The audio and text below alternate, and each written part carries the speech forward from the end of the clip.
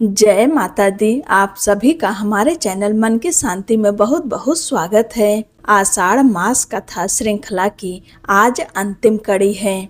पूरे आषाढ़ मास में आपने श्रद्धा और भक्ति के साथ इन दिव्य कथाओं का श्रवण किया, इसके लिए आपका हृदय से धन्यवाद। आइए आज इस पावन श्रृंखला का समापन एक अत्यंत दुर्लभ और पुण्यदायक कथा के साथ करते हैं। आज की कथा में हम श्रवण कर रहे हैं पैजवन नामक एक शूद्र और महर्षि गालव के दिव्य संवाद का। पिछली कथा में आपने सुना था कि महर्षि गालव ने पैजवन को भगवान श्री हरि के स्वरूप शालिग्राम शिला की उत्पत्ति का अद्भुत इतिहास सुनाया था। उस इतिहास को सुनकर पैजवन के मन में श्रद्धा और भी बढ़ गई। तब उन्होंने विनम्रता पूर्वक महर्षि गालव से पूछा, हे गुरुदेव, शालिग्राम शिला की पूजा किस प्रकार करनी चाहिए, उसका क्या महात्म्य है? पैजवन के इस प्रश्न का उत्तर देते हुए महर्षि गालव ने अत्यंत पवित्र और दुर्लभ उपदेश दिया। आइए उसी दिव्य कथा का श्रद्धा पूर्वक श्रवण करते हैं। महर्षि गालव बोले, हे पैजवन, गंडकी नदी में स्वयं भगवान श्री हरि विष्णु शालिग्राम शिला के रूप में प्रकट होते हैं और नर्मदा नदी में भगवान सदाशिव नर्मदेश्वर शिवलिंग के रूप में प्रकट होते हैं। ये दोनों ही स्वयंभू हैं, अर्थात इनकी किसी ने स्थापना नहीं की, बल्कि ये स्वयं भगवान के दिव्य स्वरूप हैं। उन्होंने आगे कहा कि शालिग्राम शिला में भगवान श्री विष्णु 24 दिव्य स्वरूपों में विराजमान होते हैं, जबकि भगवान सदाशिव नर्मदा से सदैव एक ही स्वरूप में प्रकट होते हैं। महर्षि गालव ने आगे बताया कि जिस पवित्र गंडकी नदी में शालिग्राम शिला प्राप्त होती है, वहां श्रद्धा पूर्वक स्नान करने और उस पवित्र जल का आचमन करने मात्र से मनुष्य ब्रह्म पद का अधिकारी बन जाता है। और जो भक्त गंडकी से प्राप्त शालिग्राम शिला का विधि पूर्वक पूजन करता है, वह शुद्ध आत्मा बनकर योगेश्वर पद को प्राप्त करता है। उन्होंने कहा कि भगवान श्री विष्णु का पूजन, उनका ध्यान, उनका स्मरण और उनके नाम का कीर्तन करने से ही समस्त पाप नष्ट हो जाते हैं। फिर सोचिए, जब स्वयं भगवान श्री हरि शालिग्राम शिला में साक्षात विराजमान हैं, तब उनके पूजन का महात्मा कितना महान होगा, इनका वर्णन करना भी कठिन है। महर्षि ने विशेष रूप से बताया कि चातुर्मास के समय शालिग्राम स्वरूप भगवान श्री विष्णु को श्रद्धा पूर्वक नैवेद्य, फल और जल अर्पित करना चाहिए और अनंत पुण्य देने वाला माना गया है। चातुर्मास के दौरान शालिग्राम शिला का दर्शन और पूजन संपूर्ण वातावरण को पवित्र कर देता है। जहाँ भगवान श्री हरि की शालिग्राम स्वरूप में पूजा होती है, वहाँ से 5 कोस तक संपूर्ण क्षेत्र पवित्र हो जाता है। उस स्थान पर किसी भी प्रकार की अशुभ शक्ति का प्रभाव नहीं रहता।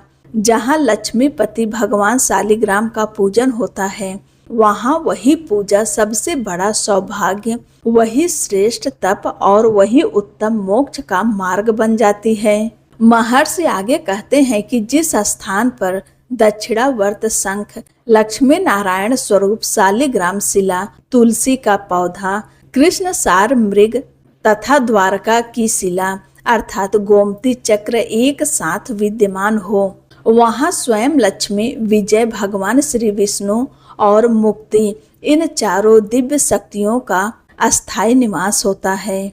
भगवान श्री विष्णु का ध्यान समस्त पापों का नाश करने वाला है और तुलसी दल तथा तुलसी की मंजरी से पूजित भगवान शालिग्राम अपने भक्तों को पुनर्जन्म के बंधन से मुक्त कर देते हैं। इसलिए मनुष्य को चाहिए कि वह पूर्ण श्रद्धा और विश्वास के साथ उन जगदीश्वर श्री हरि की उपासना करें।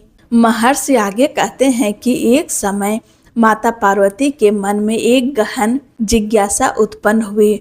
उन्होंने भगवान शिव से विनम्रता पूर्वक पूछा, हे महेश्वर, आपके हाथ में यह रुद्राक्ष की माला सदा रहती है, आप किस मंत्र का निरंतर जप करते रहते हैं?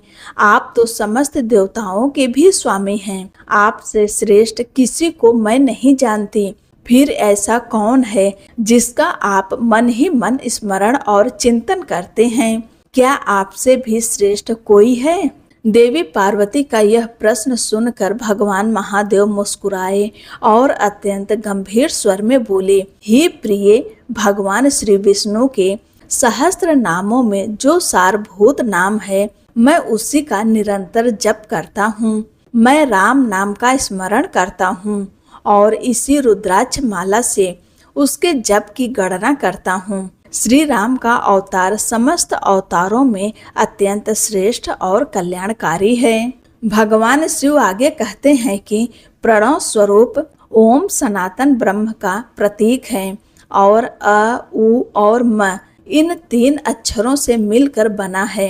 यह संपूर्ण सृष्टि का मूल बीज है। यह निर्मल अमृतमय शाश्वत और समस्त ब्रह्मांडों का आधार है।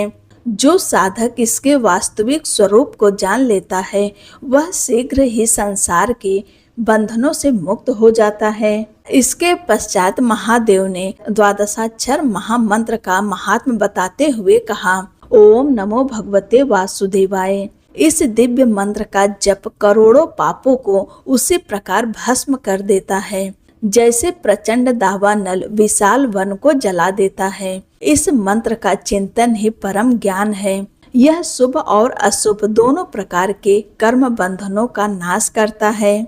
करोड़ों जन्मों के पुण्य से किसी जीव को इस महामंत्र की प्राप्ति होती है और विशेष रूप से चातुर्मास में इसका जप ब्रह्म प्राप्ति तथा मनोवांछित फल देने वाला माना गया है। भगवान शिव ने कहा कि जो साधक मन, वचन और कर्म से इस महामंत्र का आश्रय लेता है, उसका पुनर्जन्म नहीं होता और जो भगवान विष्णु की भक्ति में स्थित होकर उनके 12 पापहारी नामों का शालिग्राम शिला में न्यास करता है, उसे प्रतिदिन 12 यज्ञों के समान पुण्य प्राप्त होता है।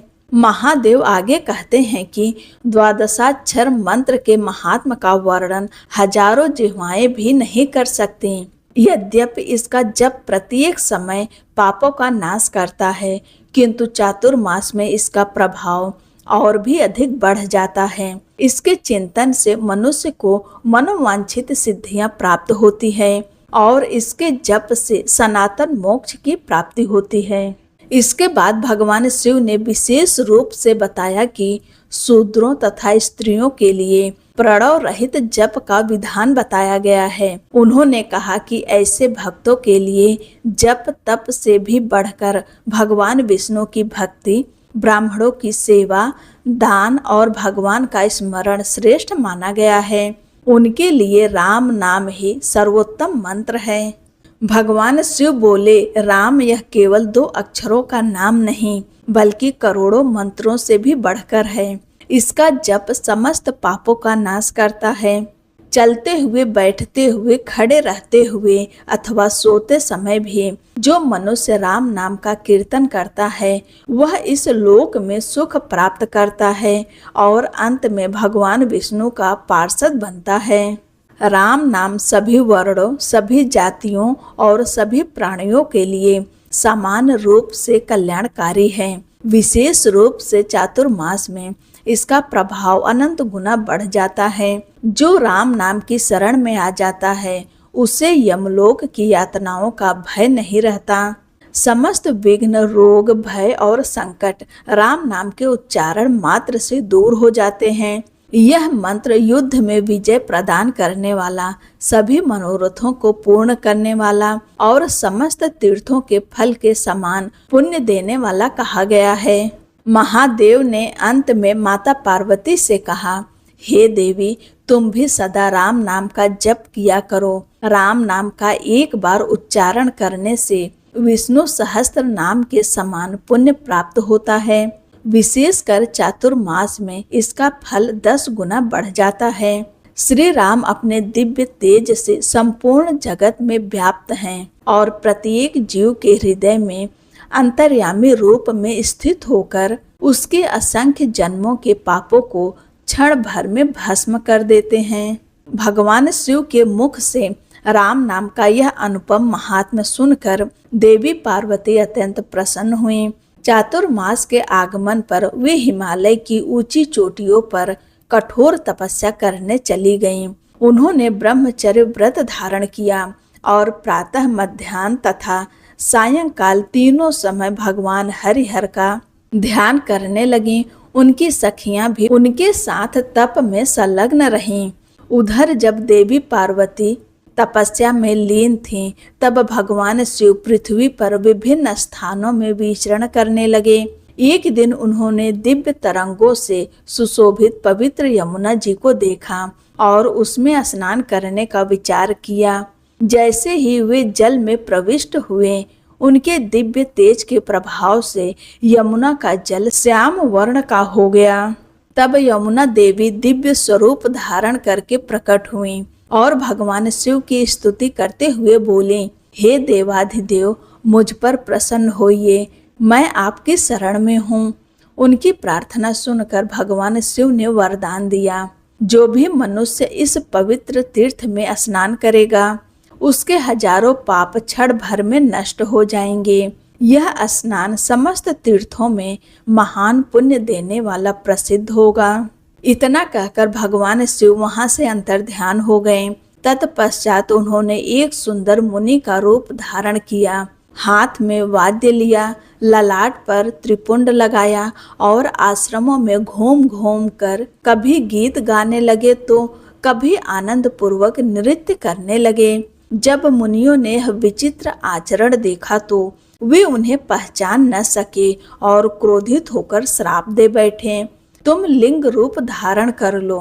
ऋषियों के इस श्राप को स्वीकार कर भगवान शिव वहां से चले गए और उनका दिव्य लिंग स्वरूप अमरकंटक पर्वत के रूप में प्रकट हुआ। उसी स्थान से पुण्य सलिला मां नर्मदा का अवतरण हुआ। महर्षि गालव कहते हैं कि जो भक्त नर्मदा में स्नान करता है, उसका जल ग्रहण करता है तथा उसी जल से अपने पितरों का तर्पण करता है, वह दुर्लभ से दुर्लभ कामनाओं को भी प्राप्त कर लेता है। विशेष रूप से चातुर्मास में भगवान शिव की उपासना अत्यंत फलदायी मानी गई है। इस समय रुद्र मंत्र का जप, शिवलिंग का अभिषेक, भगवान शिव के प्रति प्रेम और पंचामृत से उनका स्नान कराने वाला भक्त पुनर्जन्म के दुखों से मुक्त हो जाता है। जो श्रद्धा पूर्वक दीपदान करता है, वह शिवलोक का अधिकारी बनता है और जो नर्मदेश्वर महालिंग का विधि पूर्वक पूजन करता है, वह स्वयं शिव स्वरूप हो जाता है। कथा का समापन करते हुए महर्षि गालव ने पैजवन से कहा, हे पैजवन, जो भक्त लिंग स्वरूप भगवान शिव और शालिग्राम स्वरूप भगवान विष्णु दोनों का समान भाव से पूजन करता है, उसे किसी प्रकार की दुखमय यातना नहीं सहनी पड़ती। विशेषकर चातुर्मास में हरि और हर दोनों की उपासना अवश्य करनी चाहिए। उनमें कभी भेद नहीं करना चाहिए, क्योंकि दोनों की संयुक्त भक्ति ही स्वर्ग और मोक्ष प्रदान करने वाली है। हे महाशूद्र, तुम बिना वैदिक मंत्रों के भी भगवान विष्णु और गिरजापति महादेव का श्रद्धा सहित षोडशोपचार पूजन करो। उनकी भक्ति बड़े बड़े पापों का भी नाश कर देती है। इतना उपदेश देकर महर्षि गालव पैजवन सहित पूजित होकर अपने आश्रम लौट गए। महर्षि कहते हैं कि जो भी श्रद्धालु इस संपूर्ण कथा का श्रवण करता है अथवा दूसरों को सुनाता है, उसके पुण्य का कभी क्षय नहीं होता। प्रिय श्रद्धालुओं, इसी के साथ हमारी आषाढ़ मास कथा श्रृंखला का आज समापन होता है, लेकिन अंत नहीं, बल्कि एक नए आध्यात्मिक अध्याय का शुभारंभ है। कल से पवित्र श्रावण मास प्रारंभ हो रहा है। इसी दिव्य चातुर्मास के अवसर पर हम प्रतिदिन आपके लिए ऐसी ही प्रामाणिक शास्त्र सम्मत और दुर्लभ पौराणिक कथाएं लेकर आते रहेंगे। आप सभी से विनम्र निवेदन है कि जिस प्रकार आपने पूरे आषाढ़ मास में इन कथाओं का प्रेम पूर्वक श्रवण किया, उसी प्रकार श्रावण मास की कथाओं का भी नियमित श्रवण अवश्य कीजिए। कथा श्रवण मात्र से ही भगवान भोलेनाथ की असीम कृपा प्राप्त होती है। और अंत में आप सभी भक्तों से यही कहती हूँ कि चैनल को सब्सक्राइब अवश्य करें। अब मिलते हैं श्रावण मास की कथाओं के साथ, तब तक के लिए जय श्री हरि, राधे राधे।